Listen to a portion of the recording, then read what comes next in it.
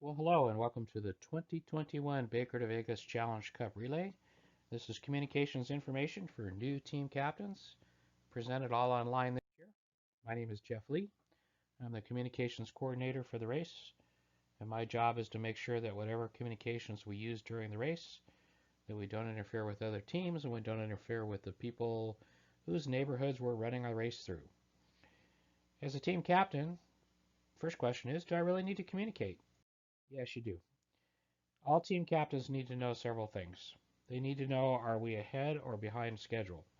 This affects the deployment of your shuttles and when your runners need to be ready to run at the stages. Need to know what the weather's like. Is it hot? Is it cold? Is it raining? Did anybody get hurt? If they did they get transported and where? You need to be able to communicate out if you have an emergency, whether it's a runner or with your follow vehicle or anything else. But also, very importantly, we need to be able to reach you if there's some kind of an emergency at home. You know, little Johnny got run over by a car backing out of the driveway. So, for those of you that are not familiar with some of the challenges of the race course and what we have going on out there, kind of a topographical map of the race course and where it is, and out in the middle of nowhere, at least until the end, and everything, and kind of a little cleaner view here of what it looks like on paper. The challenges in this race course and communications are that the race course is huge. It runs through 4 counties. If these 4 counties were a state, they'd be larger than half of the states in the United States. The race is run through 2 states, and if you draw a box around this race course, 6,500 square miles is what this race course covers. That's larger than Connecticut, Delaware, and Rhode Island combined. Elevations on this race course range from 470 feet to over a mile up, 5,495 feet. About a third of the course right now has no cell phone coverage. So here are some of the things you're going to need. First of all, every follow vehicle has to have an FRS or Family Radio Service radio. It has to be set to channel 3, tone 18, which means you have to have radios that have the tones as well as the channels. These radios are used to communicate with the nearby follow vehicles. It's also used for the race officials to talk to you during the race if we see a problem. FRS channel 3 tone 18 is not for your team communications amongst yourselves. You need at least 2 of these, and they're for use only in your follow vehicle. Look for the models, like I said, that have the tones as well as the different channels. You have to be able to set channel 3 and you need to be able to set tone 18. Radios must accept disposable batteries. Almost all of them come with rechargeable batteries, but there's really no way for you to reliably recharge them during the race. If you have a choice between getting radios with AA batteries or AAA batteries, the AA batteries last a lot longer, and we recommend you carry at least 3 sets of batteries for the race. Remember, for some teams, you're going to be out there for 24 hours. Going to need 3 sets for batteries for the race. Headsets are a good idea, just so you don't miss anything, especially if you're running a sound system in your follow vehicle. Some teams still do that. You can hear it over all the other noises. And that's important because if you miss being called by a race official or by another team, you can actually be penalized for every time you miss a call. A lot of these radios have a thing called voice activated transmit or VOX. Okay, they got a function. Read the manual on it. See if you have it. Make sure it's turned off. The last thing you want is all of your comments and thoughts and jokes and wisecracks going out over the radio because you didn't realize the radio was turning itself on.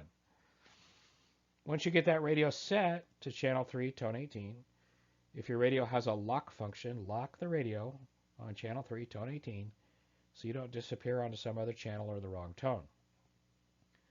The radio should be monitored by the passenger, not the driver, so they can pay full-time attention to it. So like I said, you can get penalized if you miss a call. This is an example of one kind of radio, Motorola radio. It shows where the display, where it's usually, all the radios are like this. There's usually a large number, which is the channel number, in this case channel 14. And then there's a smaller number, which is the tone number. In this case, in the display here, it's tone 38. Okay, these Motorola radios were popular a few years ago. The color difference is just what kind of batteries came with them. But like we said, we want you to use disposable batteries. If the radio can lock and you have it locked, usually a lock indicator comes on the screen.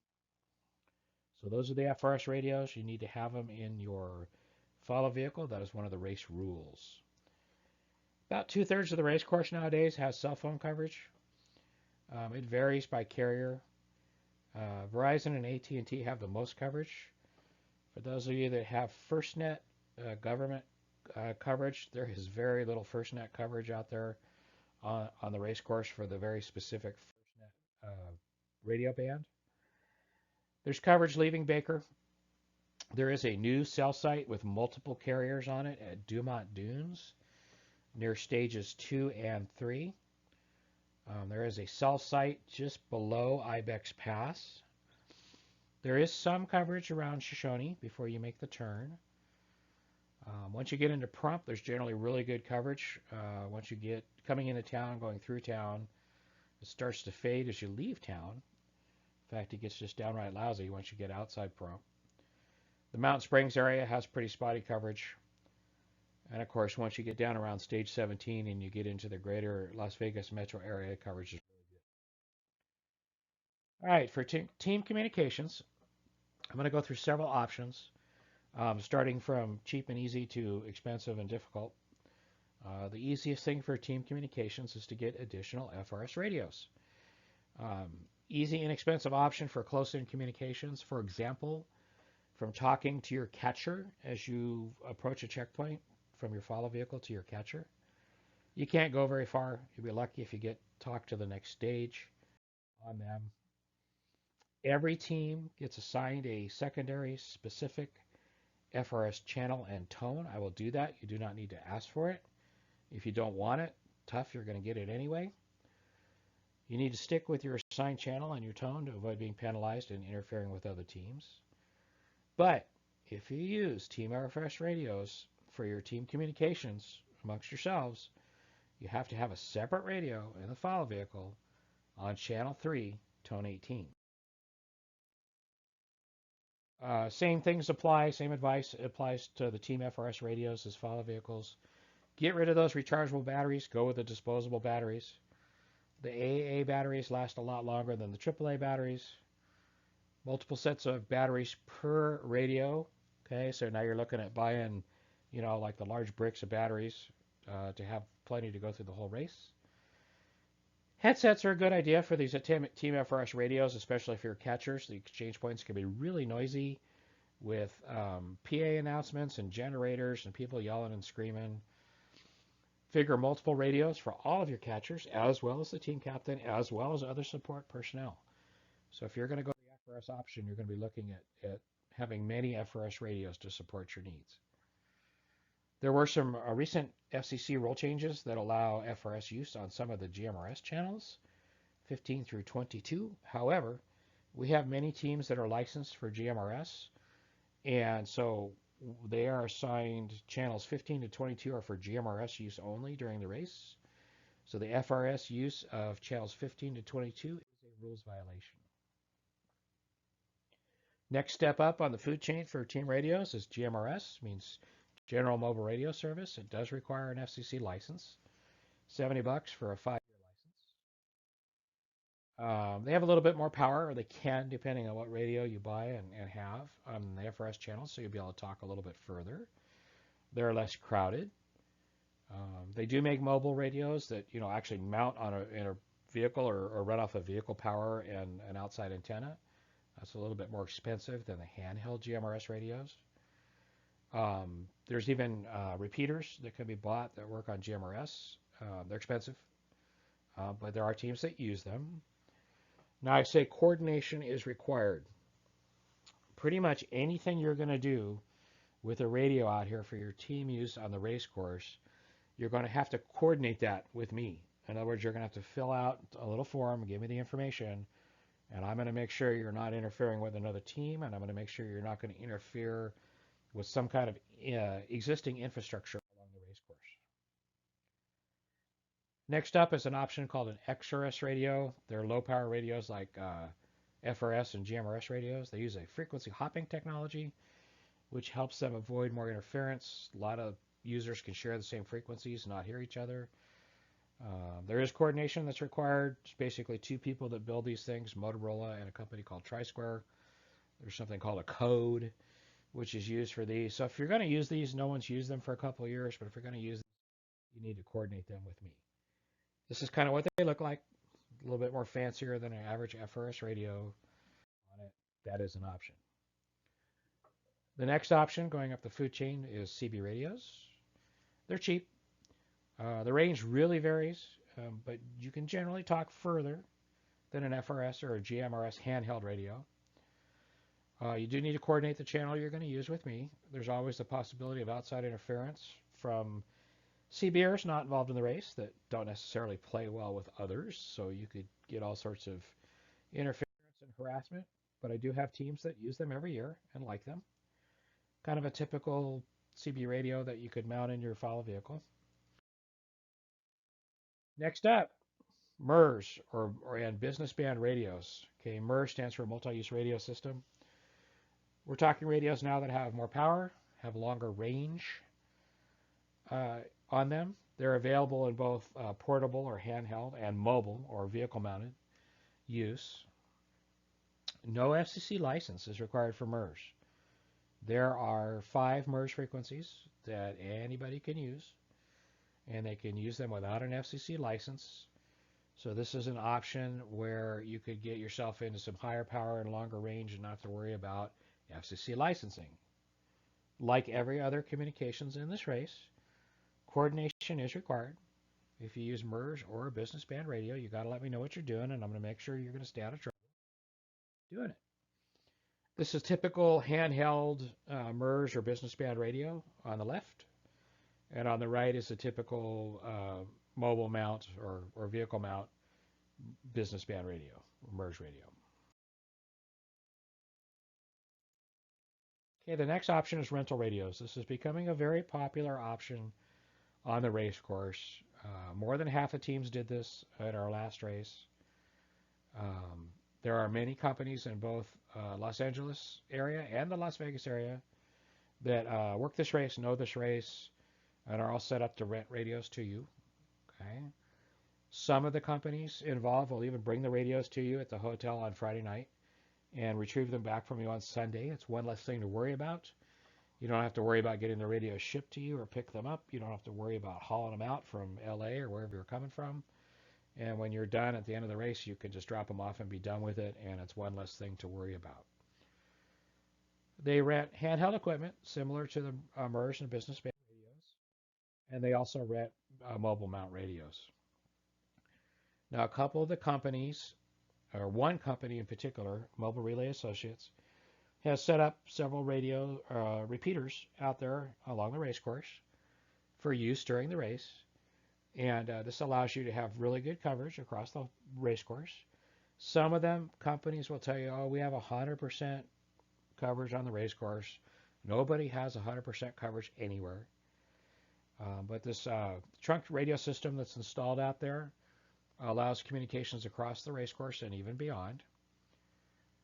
The two companies right now that are renting radios on this system, and that's the same backbone system, is Mobile Relay Associates and a company called Omni Communications out of Las Vegas. Mobile Relay is primarily based out of Los Angeles. And they rent both handheld and mobile radios.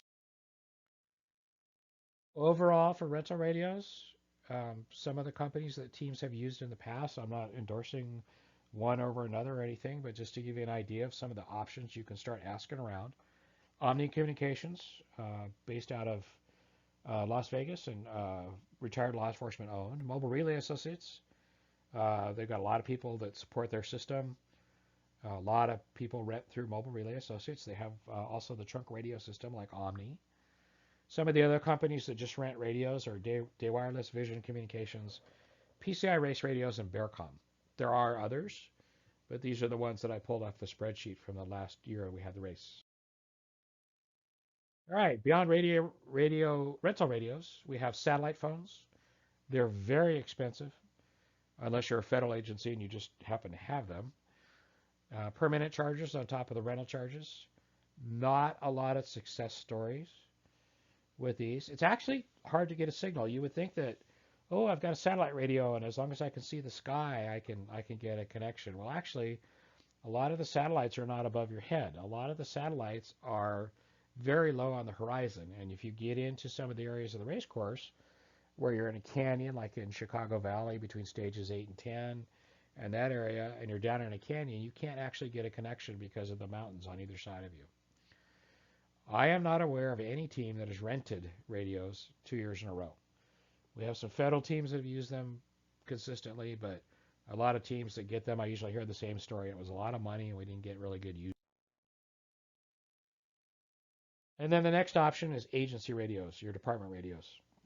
You're thinking, great, it's a free solution, right? I can go out, I can grab a couple spare radios, get my assigned radio, whatever. But there can be a real cost to this. If you lose a radio, an agency radio out on the race course, you can compromise your agency communications, right? Who knows who's going to pick that thing up? You can also compromise your agency's encryption. If your agency is doing anything in encryption and you lose a radio, your agency may go to the time and expense of having to change your encryption keys across all your radios. So do you really want to be that guy or that gal who lost the radio? If you take out an agency radio, you're like, great, I'm going to take my agency radio out here. It'll be perfect. Well, you can conflict with another licensed agency along the race course. Okay? Agency radio frequencies are like FM radio stations. You know, there may be a 100.1 FM in Los Angeles, but there could be a 100.1 FM in Las Vegas as well. Every agency radio frequency is licensed by the FCC, unless you're a federal agency. And those FCC licenses have geographic restrictions on where you can use your radio. Do you want to really be that person that got your agency in trouble with another agency or, heaven forbid, the FCC? Okay. Here are some examples of conflicts we have had in the past because some agencies thought, I'm just going to bring my agency radio. Sadly, Oxnard PD has a tactical frequency that is exactly the same frequency used by the Pahrump sheriff. Okay. This is actually how my whole position at this race got started. Oxnard PD came out here. They were going along, and they were using their frequency. They got closer and closer to Pahrump, and the Pahrump sheriff at the time did not have a sense of humor about somebody else being on their frequency while they're trying to carry out day-to-day business doing race stuff.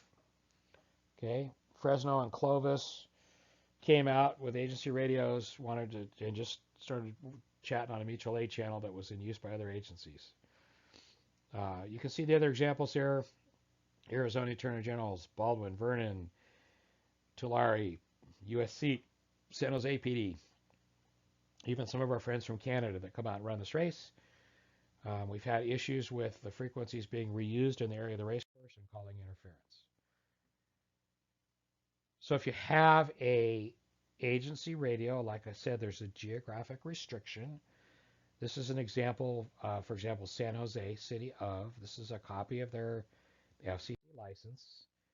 And their mobile radios, their handheld equipment and car equipment is actually limited to or licensed to be within 56 kilometers of downtown San Jose, the center of San Jose. And it's actually a violation of their license to use their radios further away from that. Okay. Again, this is just another copy of City of San Jose and just says, hey, you can only operate within 56 kilometers around, and that reference point there is the center of the city of San Jose. All right, another option for team communications is ham radio or amateur radio. They're one of the few radio services that are allowed to pick their own frequencies that they can use. Ham radio has a wide variety of equipment available to them. They have base stations, they have mobile radios, they have handheld radios, they have repeaters, they've got all that good kind of stuff.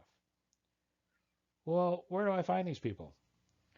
Well, a lot of departments have something called a RACES, Radio Amateur Communication Service, Auxiliary Communication Service, Disaster Communication Service, groups already in their department. If not in your department, a lot of counties maintain the RACES, ACS, DCS groups. A lot of CERT teams have licensed amateur radio operators. There's a lot of amateur radio clubs. They're all over the place. Your community probably has one or somewhere close to you has one. The Salvation Army has an emergency radio network team, Saturn. They have come out and supported the race in the past. The Red Cross has a number of licensed radio amateur. Even Kaiser Permanente has a large amateur radio group with them. So there's plenty of clubs and groups out there that are dedicated to public service that could make themselves available to you during the race to solve your communications needs. One of the other things that amateur radio can do is they can do vehicle tracking. We do set up an infrastructure for this across the race course. It's not nearly as popular as it used to be, but along with that infrastructure, we set up a website that shows the follow vehicle locations during the race. But you can't just pop that up on your phone anywhere. You've got to be somewhere that has internet service to see the site, like one of those areas on the race course that has it, or back at the host hotel. Just remember that a third of the race course has really no cell phone coverage, and cell phone coverage includes, your smartphones, your air card, all that kind of coverage. If you're going to look into this, if it's something that interests you, the APRS tracking, it's your team's responsibility to obtain your own tracking device. We don't give them out. And it has to be under the, quote, control, unquote, of a licensed ham radio operator. Many of those ham radio groups that I mentioned a couple of slides ago, they have the APRS tracking and they have the equipment, and maybe will help out your team. If you look at this map, this is pulled from one of the races. The blue line is the race course, and every one of those red dots is where an APRS tracking beacon was received. So the coverage is pretty good. There are some holes. There's some areas east of Pahrump, just like cell phone service, the coverage is pretty crappy. And there's some areas as you're coming down through Blue Diamond and Red Rocks Canyon where the coverage is pretty crappy. But other than that, you get a pretty good idea of where your follow might be during the race. Okay, so those are some of the different options and different ways that you might be able to obtain or be able to achieve team communications during the race. Whatever you do, you're going to have to fill out the online communications form. Even if you're not doing any communications, you have to fill this form out because we're also collecting a couple other bits of information. The link for this form will be on the website on bakervegas.com. It's all done up in the cloud, so it'll work on any hardware, any software platform. Every year I get some teams that actually fill this thing out on their phone. This form will open up on January 8th of 2021, and the deadline is February 5th, 2021. So you have to meet the deadline. The key to everything on this form is your team number. Okay, that's the first thing it's going to ask you for. That's where we make all of our comparisons. That's where we make sure you really got the right team. It's not the team number from the last race you were in. It's this year's team number. Please use your department name because I have to match the name to the department name. Don't put in Uber Roadrunners or Joe's running team. Please don't abbreviate. Don't put in SBCDA. Okay, there's at least 4 or 5 SBCDAs out there. Just put in your department name. That's what we really need. So I can make sure you're really who you say you are. And don't just put in LAPD or LASD. Hard to believe, but there's more than one team from LAPD and there's more than one team from LASD. You have to be specific. Before you start filling this form out, you need to know who are you going to put down as your communications person. Okay, their name, their email address, and their phone number. If you know like nothing about communications, and if you dread that I might call you with a question, put down somebody who's going to be able to answer my questions. Okay, list somebody that we can get all your questions answered and make sure that you're able to move forward with the race. Before you start, also, you're going to need to know the name and the phone numbers for 2 different people, 2 responsible adults who will answer their phone during the race if we need to deliver an emergency message to your team. Remember what I said at the very beginning. We may need to get a hold of you because little Johnny or little Janie got run over in the driveway at the home and we need to deliver an emergency message to your team. Don't list the same person twice. I will eventually catch that and yell at you about it. Don't put down your dispatch center. We literally had a name and a phone number one year and we called up and they're like, River City PD. And I'm like, yeah, we're trying to get a hold of your team. Well, they're at Baker to Vegas. We have no idea what they're doing. Goodbye. This needs to be two responsible adults who are going to be out there at the race course and have a way of getting a hold of the team captain and the people on your teams. You're also going to need to know your technical information on your radio equipment if you're using any. Sadly, there's no way to like start this and save it and then continue later. You're going to have to do it all at once. So have that information available before you start. If you're doing the form and you're not sure, you're like, oh man, I don't understand what this question's about or whatever, just hover over an input box and a little pop-up help window will show up for that particular box on the screen if you're using a computer or laptop. All right, couple of things to make it easier. Every year I try to make this easier for the teams. If you're using ham radio, you're just going to tell me I'm using ham radio. And then you're going to give me a ham radio contact person and I'm going to have them fill out a separate form. You don't have to worry about it. I want to talk directly to your ham radio person. Okay? If you're renting radios, you don't have to worry about frequencies, tones, channels, all that stuff. You're going to say, Jeff, I'm renting radios from Omni Communications or whoever it is. That's all I need to know. I've got good working relationship with the major companies. They will tell me everything I need to know. Couldn't be easier for you. All right, so this is kind of some of the screenshots from previous year's forms. When you log on, it'll tell you, hey, fill this form out. Same things I told you. You need to know some things before you start. It'll ask you for your team number and your agency and team name or agency name at the bottom. If you forget to fill out a form or a field on any part of the form, it's going to bark at you. It'll highlight it like it does here in the red. And there'll be a little thing at the top about, hey, dummy, you missed something. You need to go back and fill it out. Then I need the contact information. I need to know who do I get a hold of if I have questions about your communications. Okay, this may be you as the team captain.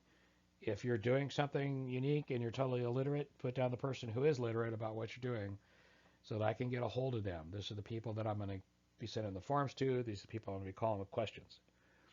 Absolutely, you have to list the emergency contacts. This is why, even if you're doing nothing in the way of team communications, and we have teams that go out there every year and have zip in the way of communications, which is fine. If you've got 20 responsible adults that can go out there and be where they need to be on time and run your race, good for you. But we need those two emergency contacts because even if you're not doing communications, we might need to get a hold of you during the race. So you need to list those people. It's not going to give you an error online if you list the same person twice, but I will catch that and I will bark at you about it. I need two people. Also, at the bottom of this screen, it's going to ask you, hey, are you going to be camped out there on the race course somewhere? You guys got a RV parked at the side of the road or a place where you know you're going to be, or even if there's a hotel you already know you're staying at, give me that information. Because if your two responsible adults are not responsible enough to answer your phone and it's truly an emergency, we will try and hunt you down and find you, and at least there we'll know if you're camped somewhere out on the race course we can come to. Okay, that's what that is at the bottom. Then we're going to basically say or ask you, hey, are you using any communications?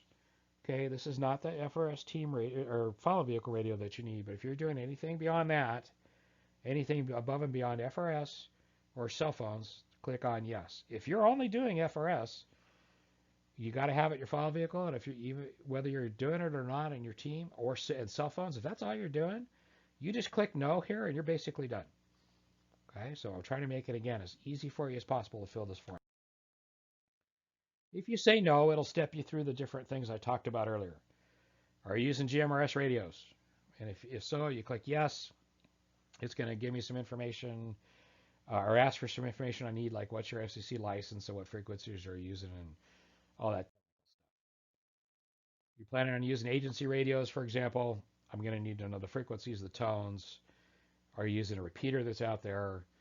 So make sure you know that stuff before you do your agency radios. Please don't put down, we're using TAC2. That means nothing to me. You're going to have to find somebody who's smart enough to know what those frequencies are so we can deconflict it so we don't make people out there angry where we run the race. Ham radio. If you're using ham radio, you answer yes, you give me a name, an email, and a phone number, and that's all you need to do. And I will follow up with that person to get the information I need. So whether you said yes or no that you're doing any of this exotic stuff, it's going to take you to the end here, and it's going to say, what else do I need to know? Okay, and a few disclaimers up there and things that you need to do. But if there's anything else you're doing or anything that's super weird or whatever, make sure you fill that out. A little box, put some comments in there. I'll get them.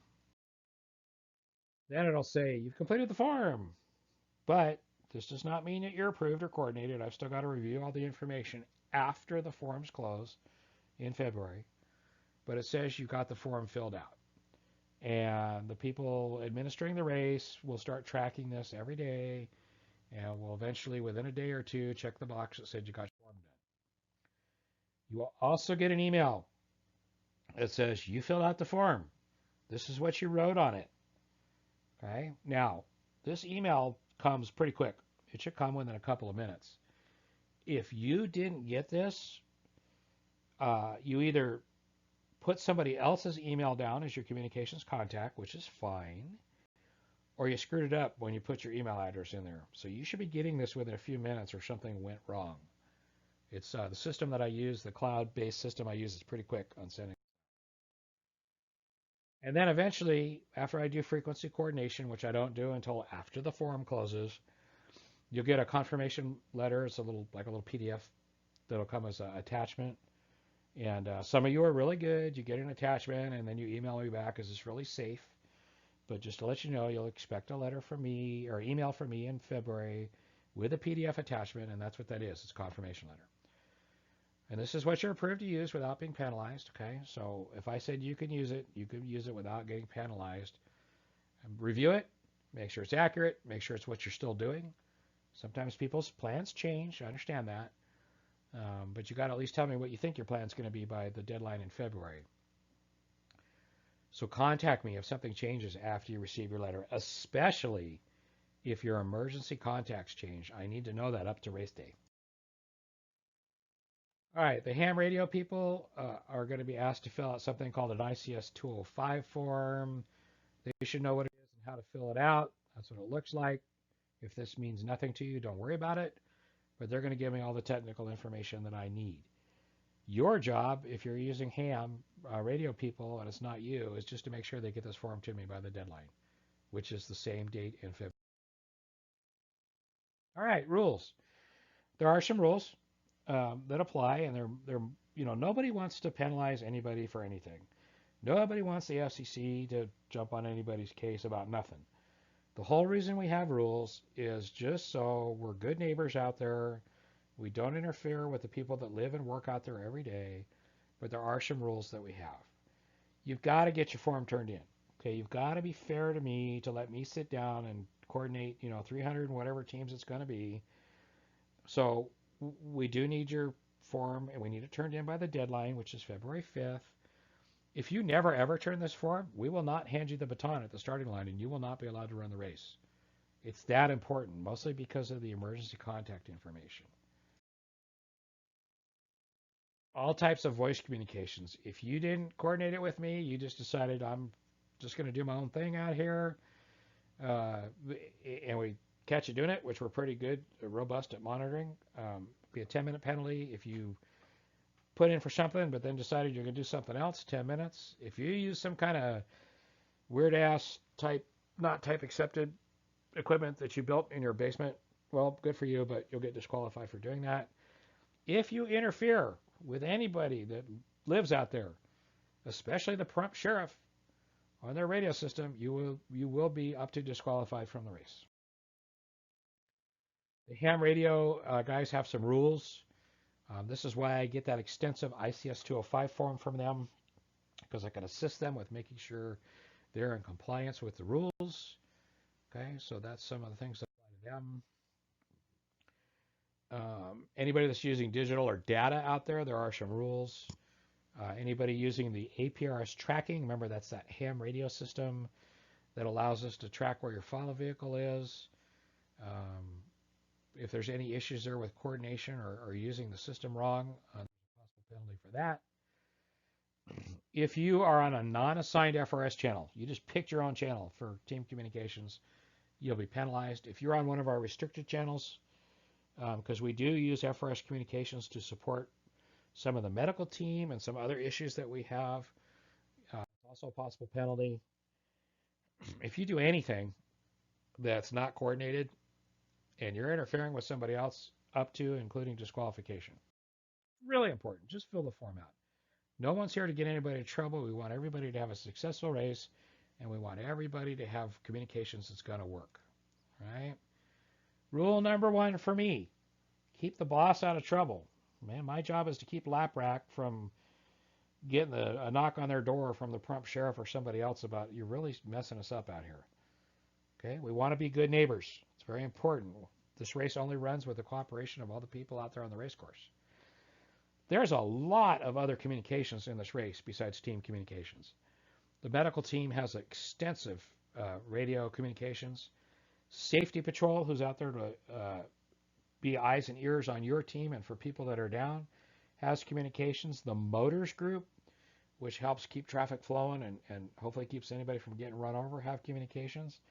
Our RV Support Group, which does all the work at the stages, getting people checked in, getting bibs, getting medical information. All these people have communications as well. The last race we ran, there were 643 different coordinated frequencies in use for the race. So there's lots of moving parts to this race. By the way, don't label your vehicle this way. Just a pet peeve of mine. So anyway, if you've got questions, that's my email address. I really need to get questions via email, because if I promised you something or gave you an exemption to something or whatever, I need to have a record of that. Because believe it or not, I deal with over 300 teams and I may forget that we talked about something. So feel free to email me. The sooner you email me, the better, because right now I've got plenty of time to answer questions and help you out with stuff. If you email me the night before the forms are due, or you email me 2 days before the race, you're going to get really short answers from me, yes or no, and that's about it. So if you're not sure or you need help or you want to clarify something, by all means, reach out to me. My job here is to make the race smooth for you, make it easy for you. Try and do everything I can to make it easy.